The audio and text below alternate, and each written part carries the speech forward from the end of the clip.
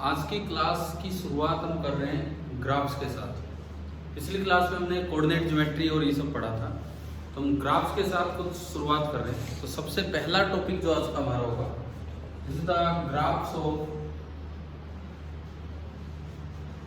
Trigonometric functions.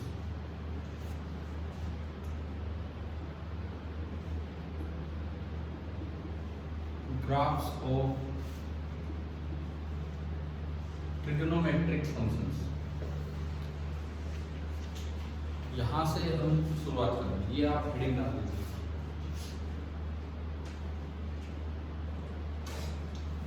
सबसे जो पहला बेसिक फंक्शन आता है दैट इज साइन फंक्शन। पहला जो हमारा फंक्शन आता है that is sine function. Sine function से हम शुरुआत करते हैं। मान लो कहीं भी ऐसा दिया हो y is equal to sine x। Suppose ये आपको दे रखा है y is equal to sine x। आपको क्या करना होगा, एक x एक्सिस लिया, एक y एक्सिस लिया, और अब आपको एक ग्राफ बनाना है।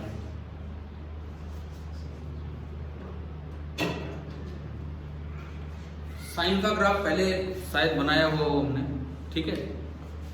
साइन का जो ग्राफ बनेगा, जीरो पे x जीरो पे जीरो, और एक अलग कर्व होती है, ये कोई पैराबोला इलिप्स हाइपरबोला टाइप नहीं होती, अलग से इसको साइन कर्व ही बोलते हैं। तो ये कर्व इस तरह से चलेगी कि पूरी 2 पाई मतलब 360 डिग्री पहुंचते पहुंचते एक साइकिल कंप्लीट हो जाएगी। और इसकी मैक्सिमम वैल्यू कहां तक जाएगी, पढ़ा हुआ है तो बताओ। 1 ऊपर 1 और नीचे -1। इसकी मैक्सिमम वैल्यू जाती है ऊपर 1 और नीचे -1। अच्छा, ये ग्राफ इसी तरीके से रिपीट होता चलेगा, सेम इसी तरीके से, और इससे आगे भी ये इसी तरीके से रिपीट होगा। मतलब साइन का ग्राफ 1 और -1 के बीच में सीमित रहता है। y की वैल्यू ना 1 से बड़ी होगी ना -1 से छोटी, अगर बाहर कोई और मल्टीप्लीकेशन में ना हो। अच्छा, ये 0 है, ये बिल्कुल आधा पाई मतलब 180 डिग्री, ये π/2, 3π/2, 180 डिग्री, 90 डिग्री, 270 डिग्री, 360। और हमने कभी क्वाड्रेंट भी देखे होंगे। फर्स्ट क्वाड्रेंट में ग्राफ ऊपर है, यानी कि साइन पॉजिटिव है। सेकेंड क्वाड्रेंट में भी ग्राफ ऊपर है, मतलब साइन पॉजिटिव है। थर्ड क्वाड्रेंट, ये तीसरा क्वाड्रेंट बोला जाता है, इसमें ग्राफ नीचे गया, मतलब y की वैल्यू नेगेटिव होगी, मतलब साइन नेगेटिव हो गया। और फोर्थ क्वाड्रेंट में भी y नीचे ही है, मतलब y फिर से क्या हो गया, नेगेटिव हो गया। तो क्या हमें साइन कर्व आता है। एक पीरियोडिक फंक्शन है जो एक फिक्स पीरियड के बाद अपने आप को रिपीट करता है, और ये देखो 0 से 2 पाई के बाद बार बार ये ग्राफ अपने आप को रिपीट कर रहा है। तो पहला ग्राफ हमारा हो गया साइन ग्राफ, ठीक है। बना लो, पीछे बना के रखो तो भी कोई बात नहीं, दोबारा बना।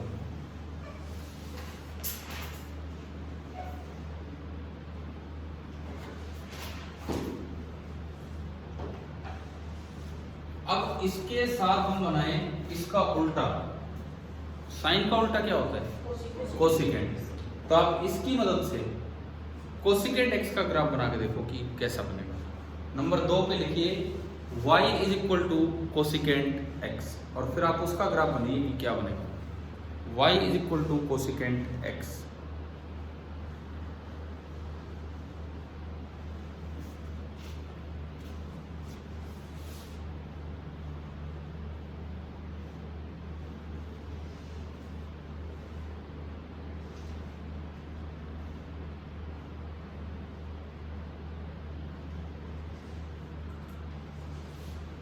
यहीं से अंदाजा लगा के हमें कोसिकेंट x का ग्राफ बनाना है। मैं इससे ऊपर लिखता हूं,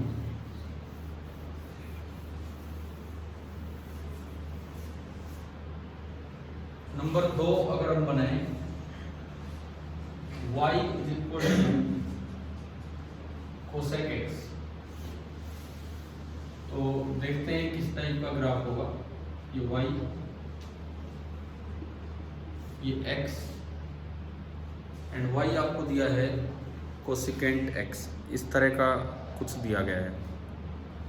y is equal to cosecant x। देखो इसमें साइन की मदद से ही हम बनाएंगे।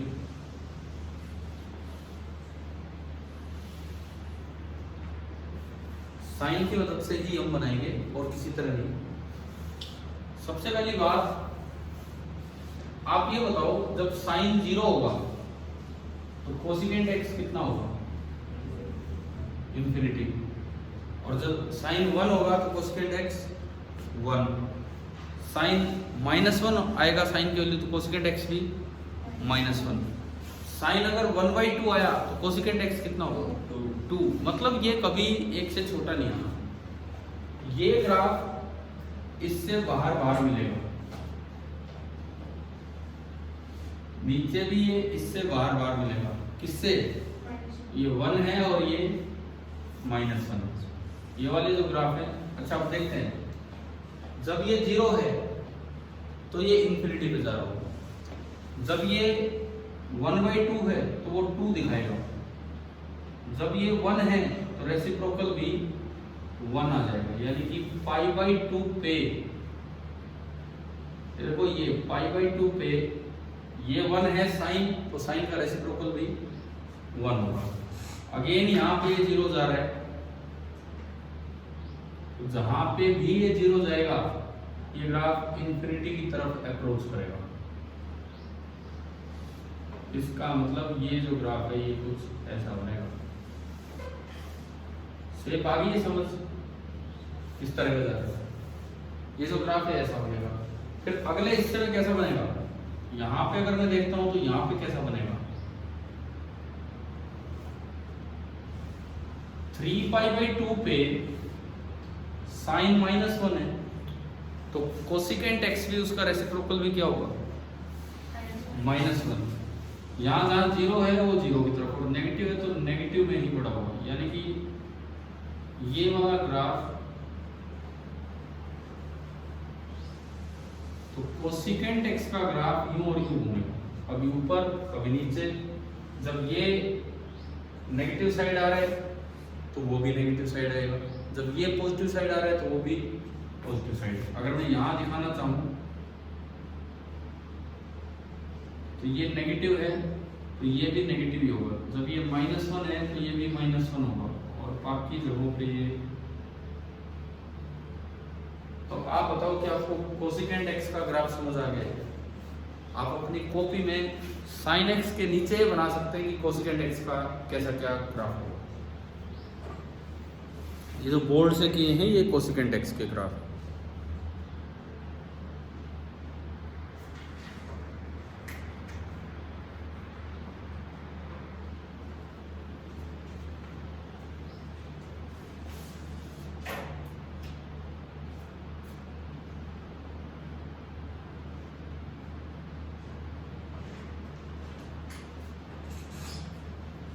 अब आप बनाए कोस x का ग्राफ और फिर उससे चलेंगे सीकेंट x के ग्राफ।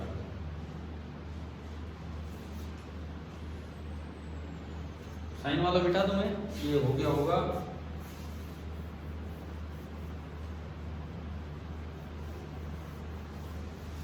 ये आपका ऊपर जो बन रहा है ये है आपका कोसिकेंट x का ग्राफ।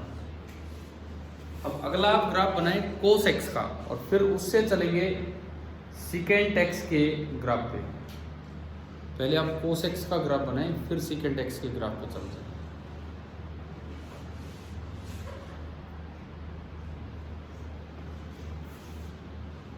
चलो कोस x का मैं बना देता हूं, फिर आप सीकेंट x का बनाएंगे। मिटा दो इसको।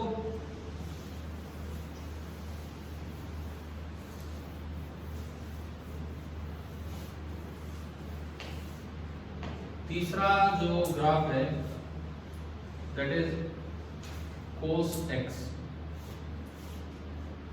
और कोस x का ग्राफ ये y, ये x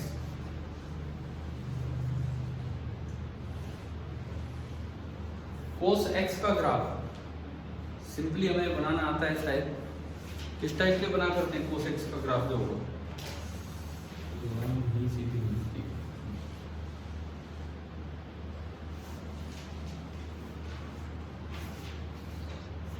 कोस एक्स का जो ग्राफ बनेगा, x0 पे कोस 1 होगा, ये ग्राफ भी 1 और -1 के बीच में ही घूमेगा।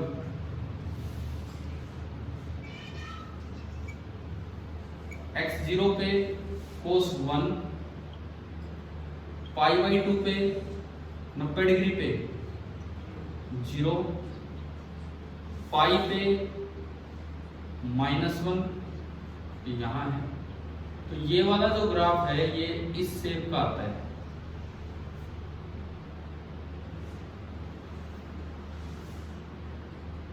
और सेम यही शेप बार बार रिपीट होगी 2 पाई तक।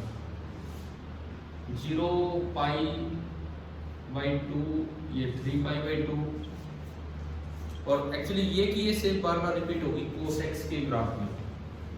चाहे आप इधर आ जाओ, चाहे आप उधर चले जाओ, कहीं भी चले जाओ, इस साइड बनाओगे सेम यही शेप फिर से आएगी। ये वाली वैल्यू -2 पाई, ये वाली वैल्यू -π, ये वाली वैल्यू -π/2, और ये वाली वैल्यू है -3 π/2। तो ये की ये शेप आपकी यहाँ पे रिपीट होगी y बराबर कोस एक्स के ग्राफ में। एक मिनट बताओ, दोबारा बोलो। कोस वाला ग्राफ दोबारा बताओ, ठीक है। देखिए कोस वाला ग्राफ में दोबारा एक बार बना ही देता हूँ उससे कि कैसा क्या बनेगा। ये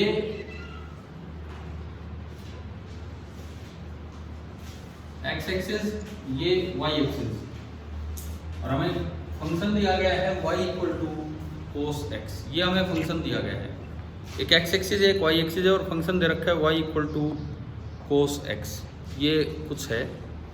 तो अब देखो इसमें कैसे होगा। x बराबर 0 रखा आपने, तो x बराबर 0 पे cos 0 कितना होता है 1, और 90 डिग्री पे cos 90 कितना होता है 0। इन दो वैल्यूज के बीच में ये वही साइन कर्व जैसी कर्व आती है, वही साइन कर्व जैसी कर्व, बिल्कुल सेम। ये 0 होता है और ये रेडियन में है तो π/2। सेकंड क्वाड्रेंट में कोस की वैल्यू नेगेटिव होती है, तो π/2 से π तक ये नेगेटिव जाएगा, और कोस π कितना हो जाता है -1। थर्ड क्वाड्रेंट में भी ये नेगेटिव होती है, वही शेप चलेगी। तो ये हो गया 3 π/2 270 डिग्री, और यहाँ आते आते फिर 0 हो गया। एंड फोर्थ क्वाड्रेंट में ये फिर से पॉजिटिव हो जाएगा, ऊपर गएगा, और ये एक क्वाड्रेंट पूरा होगा।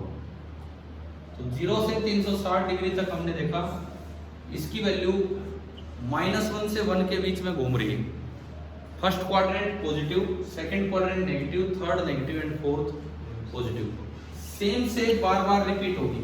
आप अगर इधर आएंगे, इधर बिल्कुल यही की यही सेम रिपीट होगी, और ये वाला ग्राफ भी -1 और 1 के बीच में रहता है, इससे बाहर नहीं जाएगा। और उधर π/2 है तो ये इधर -π/2 फोर्थ क्वाड्रेंट साइड, ये -π, ये -3 π/2, और ये है -2 π। हाँ जी, क्या हमें कोस का ग्राफ समझ आ गया है? कोस का आपने दोबारा पूछा था, आपको क्लियर हो गया है? ठीक है। अब देखो, अब इसके बाद इससे बनाते हैं सीकेंट एक्स का। जैसे मैंने साइन से कोसिकेंट एक्स बनाया था, आप कोशिश करो उसी शेप का बनेगा। अब आप नंबर 4 फंक्शन लो y बराबर सीकेंट एक्स, और उसका ग्राफ बनाओ। जैसे हमने साइन से कोसाइन का बनाया था, ना सॉरी, साइन से कोसिकेंट एक्स का बनाया था, ऐसे सीकेंट एक्स का बनाओ कोस से, बिल्कुल सेम उसी टाइप का।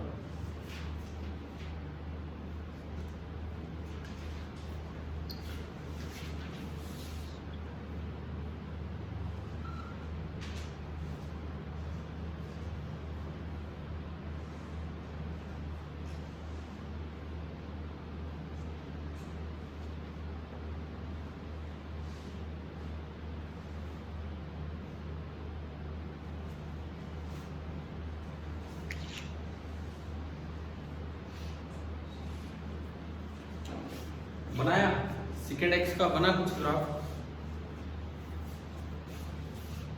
अगर हम अपना फोर्थ फंक्शन लें y is equal to secant x, अगर हम चौथा फंक्शन ये लेके चले y is equal to secant x, तो देखिए कैसा बनेगा।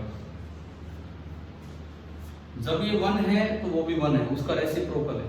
जैसे जब ये 0 हुआ तो वो कितने पे पहुंचेगा, इन्फिनिटी पे। तो मैं इसी में ठीक करके बता देता हूँ y एक्सिस, और इधर भी जब ये 0 है तो वो कहाँ पहुंच जाएगा, इन्फिनिटी पे। और ये पॉजिटिव है तो रेसिप्रोकल भी पॉजिटिव, 1/2 का रेसिप्रोकल 2, यानी कि जो ग्राफ यहाँ है वो कुछ अलग ही शेप ले लेगा और इन्फिनिटी तक पहुंचने की कोशिश करेगा। और ये वाला ग्राफ इस तरह का इस इलाके में बनेगा, इस इलाके में इस तरह का, ये मिट गया। अब हम सीकेंट एक्स का बना रहे हैं। अगला, इस इलाके में ये नेगेटिव है, नेगेटिव है तो उसका पलट के भी इधर ही आएगा नेगेटिव साइड। जब वो -1 है, -1 का रेसिप्रोकल -1, और जब वो 0 है, 0 का रेसिप्रोकल कहाँ पहुंचेगा, इन्फिनिटी। 3π/2 का रेसिप्रोकल भी इन्फिनिटी, और जब ये नेगेटिव है, नेगेटिव का रेसिप्रोकल भी नेगेटिव, -1/2 का -2। तो यहाँ की बजाय ये ग्राफ इस शेप में चला जाएगा, यहाँ की बजाय ये ग्राफ इस शेप में चला जाएगा, इस शेप में। क्या आपको दो पार्ट समझ आ गए? सिमिलरली ये जो हिस्सा है ये यहाँ ना होके ये इन्फिनिटी से आके यूं बनेगा। क्लियर है? इधर अगर आप देखोगे, इधर ये जो ऊपर है ये वाला हिस्सा यहां से और इन्फिनिटी की तरफ जाएगा, ये वाला हिस्सा यहां से और इन्फिनिटी की तरफ जाएगा, ये हमने मिटा दिया। सिमिलरली ये जो हिस्सा है ये ऊपर की तरफ मुड़ जाएगा और ये यूं की बजाय यूं। तो आप बताओ, क्या आपको साइन से उसका रेसिप्रोकल कोसेकेंट और कोस से उसका रेसिप्रोकल सीकेंट बनाने आगे हैं कि नहीं? हमें क्लियर है? सीकेंट एक्स का ग्राफ हो गया।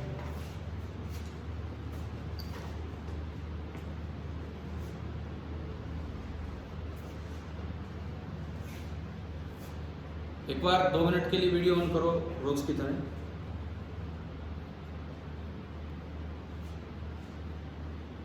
अभी बच्चों एक बार 2 मिनट के लिए वीडियो ऑन कीजिए, मैं बस देख रहा हूँ कौन कौन है।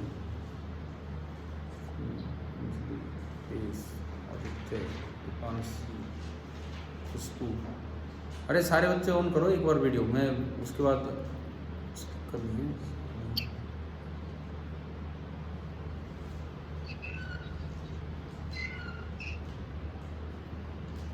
चलो ठीक है, कुछ ने किया कुछ नहीं, ठीक है, आप अपना नॉर्मली अटेंड करो। ये आपका हो गया y equal to secant x. अब हम इसके बाद चलते हैं y equal to tan x और फिर उससे बनाएंगे y equal to cot x. इनसे क्या फायदा है कि हमें रेंज का आइडिया लग रहा है कि रेंज कहाँ कहाँ तक वो फंक्शन जा रहा है। जैसे ये देखो, सीकेंट एक्स -1 और 1 के बीच में नहीं हो सकता, -1 और 1 हो सकता है, या फिर 1 से बड़ा होगा या -1 से छोटा होगा। सीकेंट एक्स की वैल्यू कभी भी -1 और 1 के बीच में नहीं आएगी। तो हमारा फंक्शन नंबर 5 आ गया। पांचवा function y is equal to 10x। ये वाला ग्राफ बनाते हैं हम, y is equal to 10x।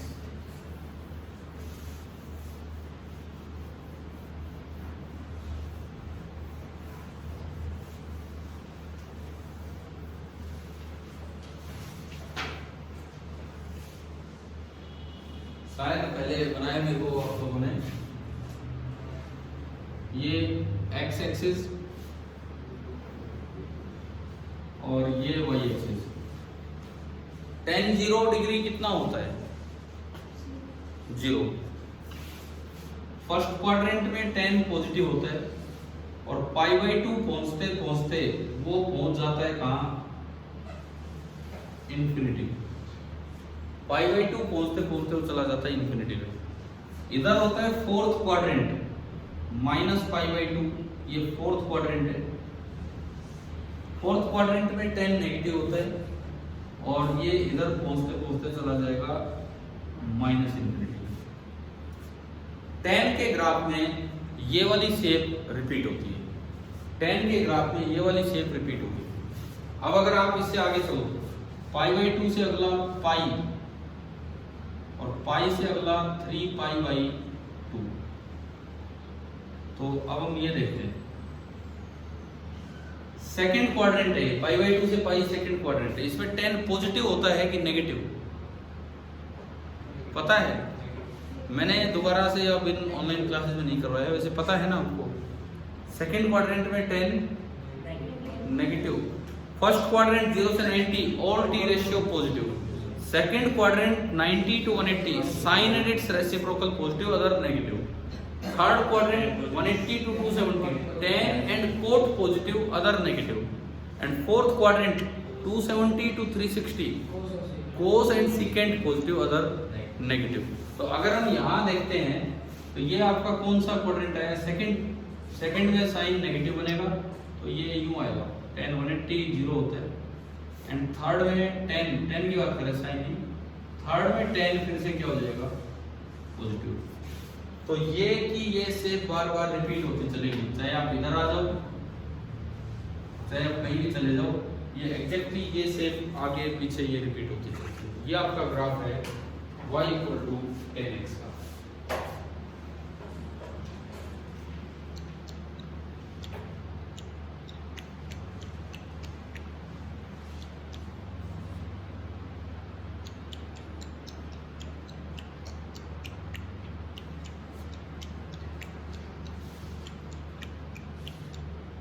अब आप बनाओ cot x का कैसा होगा, ये बनाओ y = cot x का ग्राफ खुद बनाएं। y = cot x का ग्राफ आप बनाएं, खुद बनाएं।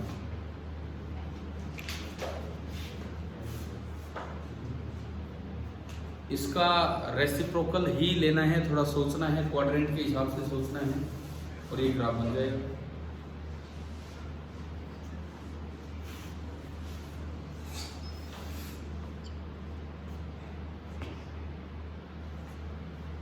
जब tan 0 है तो कोट कितना होगा? इनफाइनाइट। तो जब tan 0 है तो कोट इंफिनिटी की तरफ जाएगा। फर्स्ट क्वाड्रेंट में कोट पॉजिटिव होता है।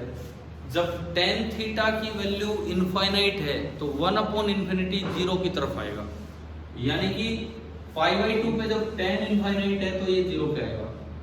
इसका मतलब ये कुछ इस तरह की शेप का जाएगा, इस तरह की शेप का।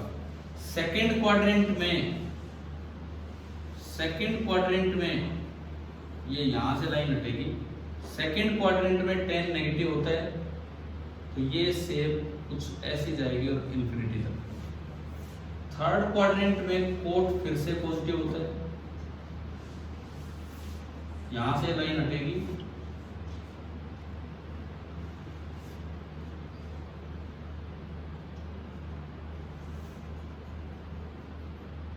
और ये यूं आके एंड देन ये अगेन यूं नीचे चला जाएगा।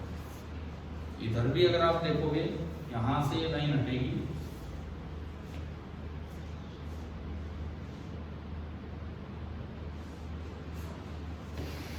फोर्थ क्वाड्रेंट में नेगेटिव है, थर्ड में पॉजिटिव है, यहाँ तक फोर्थ क्वाड्रेंट है, यहाँ तक फिर आगे थर्ड हो जाएगा। तो ये शेप फिर यूं आके और यूं जाएगी। तो एक ही शेप बार बार रिपीट हो रही है कोट में। 10 में भी ऐसे ही थी, लेकिन हमें पहचानना आना चाहिए, हमें देखना आना चाहिए कि कैसे वो शेप जा रही है।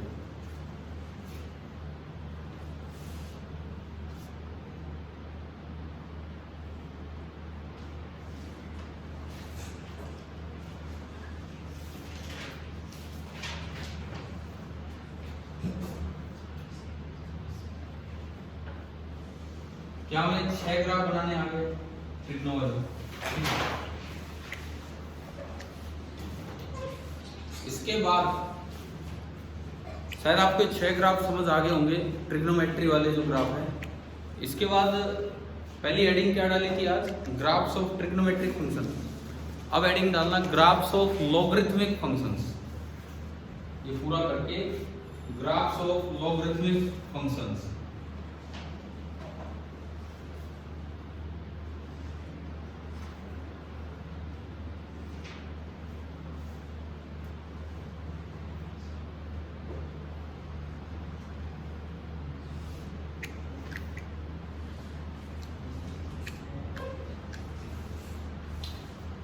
लॉगरिथमिक फंक्शन वाले ग्राफ भी हमें देखने आने चाहिए, समझ में आने चाहिए, क्योंकि वो फिजिक्स में काम आ जाते हैं। तो ये देखते हैं।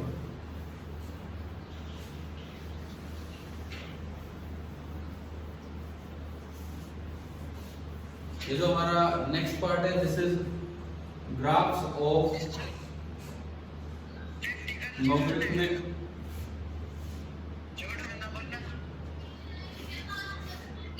Graphs of logarithmic function. ये वाला पार्ट हम देख रहे हैं। पहली बात, लॉग फंक्शन होता क्या है। जैसे y बराबर some log of x to the base मैंने a बोल दिया, तो इसका मतलब ये होता है, क्या मतलब होता है इसका, अगर मैं a की पावर y कर दूं तो वो कितना आ जाएगा, x आ जाएगा। फॉर एग्जाम्पल आपसे पूछा जाए log of 16 to the base 2 कितना होगा, 2 की पावर क्या करें कि 16 आ जाए, वो ठीक है। एक तो ना इसमें एक बात आप याद रखना कि अगर y लॉगरिथमिक फंक्शन है तो y कब पॉजिटिव होगा कब नेगेटिव होगा, ये बात आप याद रखना। If the number and base, this is number, this is base. यहां देखो नंबर कितना है 16 और बेस कितना है 2।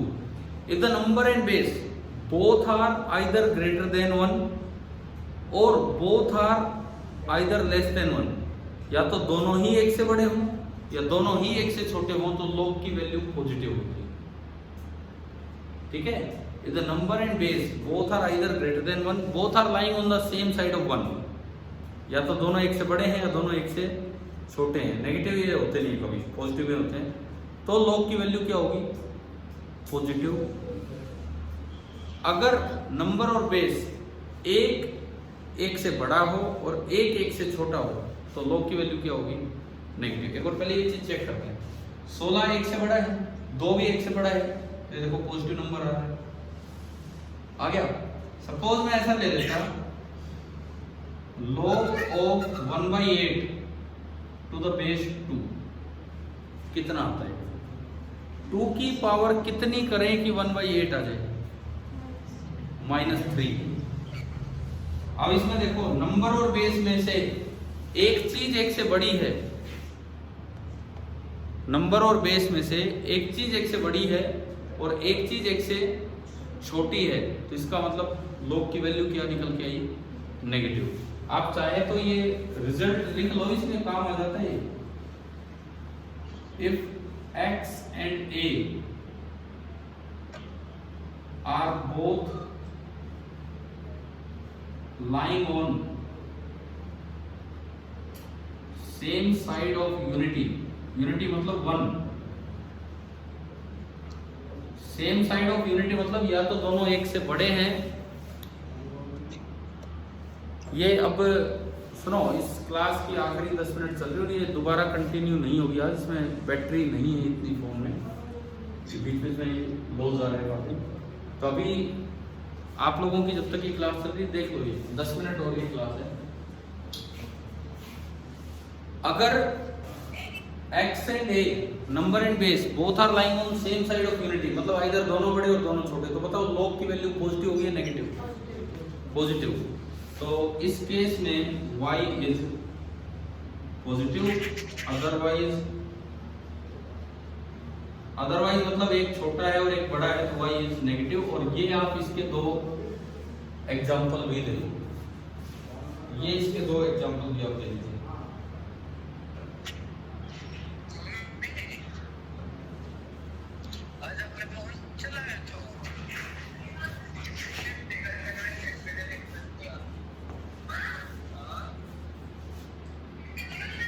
इसका ग्राफ बनाते हूँ।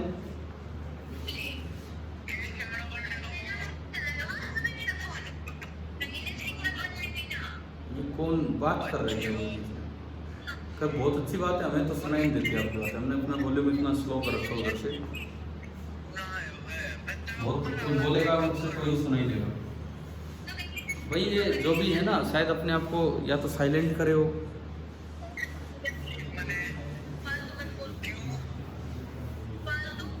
देखो लॉग के ग्राफ देखिए, लॉग के ग्राफ आपको दिया है y is equal to log of x और बेस इसका क्या है a। एक बार मैं ग्राफ बनाऊंगा, ये नंबर कभी नेगेटिव नहीं होता है तो ग्राफ पीछे नहीं जाने। इसके दो ग्राफ बनेंगे, एक बार for base greater than 1 and एक बार फॉर बेस लेस देन 1। एक बार for base greater than 1 and एक बार for base less than 1। log 1 कितना होता है? log 1 इज 0, क्योंकि किसी की पावर क्या करें कि 1 आ जाए? 0। तो log ऑफ 1 इज 0, यानी कि जब आप x को 1 लेंगे तो y की वैल्यू 0 आएगी। इसमें भी जब आप x को 1 लेंगे, इसमें भी जब आप x को 1 लेंगे तो y की वैल्यू कितनी आएगी? 0। अब ये देखो, ये दोनों log के ग्राफ ऐसे होते हैं, या तो ये इंक्रीजिंग ही होगा या ये डिक्रीजिंग ही होगा, इस तरह से ये होते हैं। तो इधर देखना, जब बेस 1 से बड़ा है तो अगर नंबर भी x भी 1 से बड़ा होगा तो ग्राफ पॉजिटिव है, और x 1 से छोटा है तो ग्राफ y नेगेटिव। इसका मतलब ये जो ग्राफ है ना, ये कुछ इस शेप का जाता है और ये बढ़ता है। 1 पे यूं आएगा एंड बाकी ये यूं चलता है। सिमिलरली इसमें बताओ, इसमें कैसा ग्राफ बनेगा? इसमें खुद बनाओ, बिल्कुल इसी तरह की शेप बना के। ये 1 से पहले जब x 1 से छोटा है और बेस भी 1 से छोटा है तो ये पॉजिटिव होगा, और जब x 1 से बड़ा है और बेस भी 1 से बड़ा होगा तो ये क्या हो जाएगा? बेस 1 से छोटा है और x 1 से बड़ा है तो y की वैल्यू, फंक्शन की वैल्यू क्या हो जाएगी? नेगेटिव। साइन और कोस तो कभी बढ़ते थे कभी कम होते थे, ये अगर देखा जाए तो इट इज लगातार increasing, strictly increasing and it is strictly decreasing. क्या मैं लोग वाले ग्राफ बनाने आ गए? ठीक है, बना दो दोनों।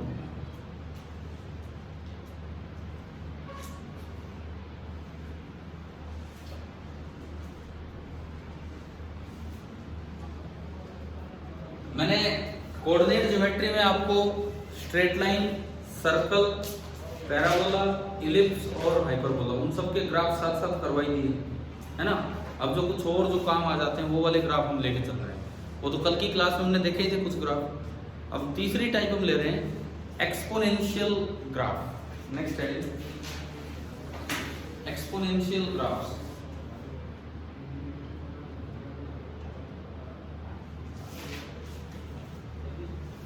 मान लो कभी आपको, वैसे शायद कल कुछ किया था कैसा, ई की पावर का कुछ, ई की पावर का कुछ करवाया था, exponentially increasing and exponentially decreasing. वो तो एक स्पेशल है, वो तो स्पेशल है जिसमें नेपियर कांस्टेंट यूज होते हैं। अब मैं आपसे पूछता हूं सिंपल दो ग्राफ,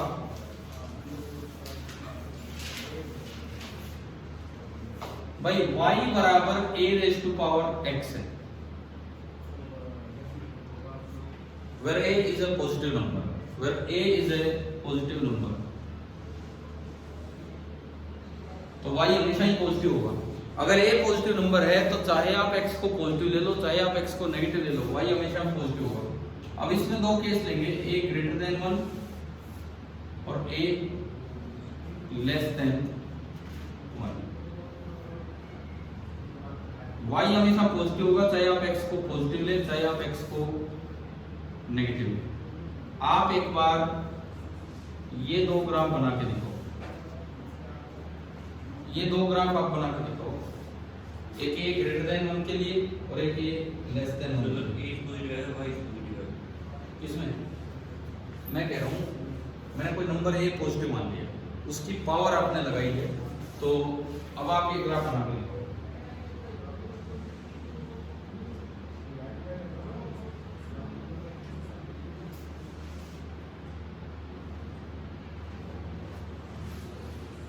अगर मैं x को 0 करूं, x 0 करने पे y कितना आएगा?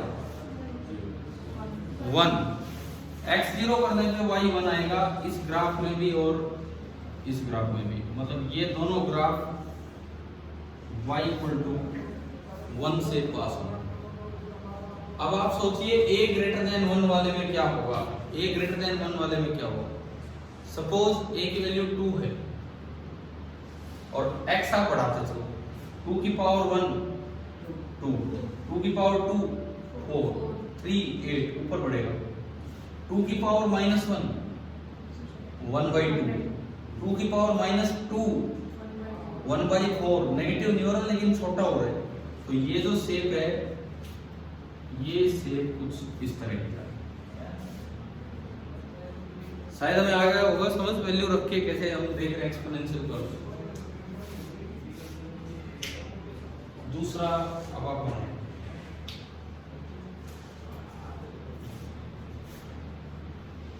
अगर a लेस देन 1 है, सपोज a 1/2 है, सपोज a 1/2 है, और मैं उसके लिए ये ग्राफ बनाता हूं। 1/2 की पावर 0 तो 1 ही होगा, 1/2 की पावर 1 1/2 कम हो गया, 1/2 की पावर 2 1/4 और भी कम हो गया, तो इधर की साइड के ग्राफ नीचे आता है। 1/2 की पावर -1 2 तो बढ़ गया है, तो यानी कि इस साइड अगर आओगे तो ये ग्राफ बढ़ेगा। तो एक्सपोनेंशियल कर्व इस तरह के। तो हमने आज और कल में मिला के कई ग्राफ देख लिए हैं। कल कोऑर्डिनेट ज्योमेट्री के ग्राफ देखे थे, straight line, circle, ellipse, parabola, hyperbola, और e की पावर वाले, एक एक्सपोनेंशियली इंक्रीजिंग और एक एक्सपोनेंशियली डिक्रीजिंग, उनकी एक अलग से शेप दिखाई। आज एक तो ट्रिग्नोमेट्रिक ग्राफ हमने सीखे, 6 फंक्शन, इनवर्स फंक्शन भी होते हैं, वो आपको मैथ्स में सिखाए जाएंगे, यहाँ कोई जरूरत नहीं है। 6 फंक्शंस के ग्राफ आगे होंगे शायद सारे समझ, उससे उनकी रेंज का पता लग रहा है क्या है। ट्रिग्नोमेट्री के बाद हम गए लॉगरिथमिक ग्राफ्स पे, फिजिक्स के लिए काफी इंपॉर्टेंट है। लॉगरिथमिक ग्राफ हमें बताता है या तो स्ट्रिक्टली इंक्रीज ही होता रहता है या स्ट्रिक्टली डिक्रीज, कब पॉजिटिव कब नेगेटिव, ये चीज ना 12th तक काम आती है कि लॉग पॉजिटिव आया कि negative. Number and base same side of unity पे हो तो पॉजिटिव, एंड अपोजिट साइड हो एक इधर तो नेगेटिव। और तीसरा हमने क्या किया है, तीसरा ये एक्सपोनेंशियल ग्राफ। तो आप लोग बताओ क्या आपको ग्राफ्स क्लियर हो गए? ठीक है भाई, मैं क्लास तो ऑफ करता हूँ।